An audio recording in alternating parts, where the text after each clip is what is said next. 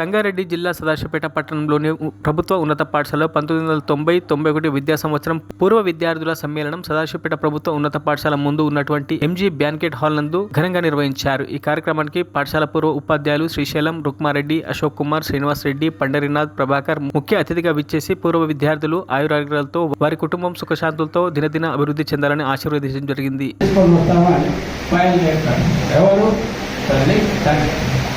ఈ విధంగా ఊళ్ళో అందరూ కూడా కాశీకి ప్రయాణం పోతూ ఉంటారు.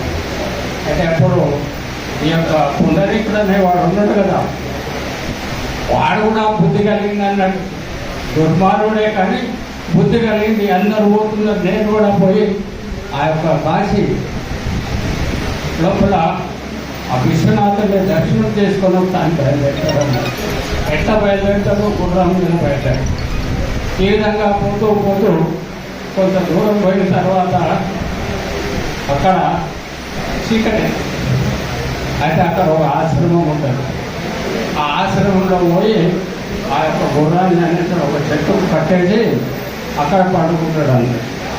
అయితే అక్కడ ఒక మహర్షి ఉంటాడు అన్నాడు.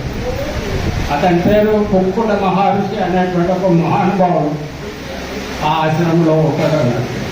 అయితే అతను పండుకున్న తర్వాత ఒక 4 గంటల సమయం లోపల 4 గంటల సమయం. మరిన్ని అప్డేట్స్ కోసం మా ఛానల్ని సబ్స్క్రైబ్ చేయండి.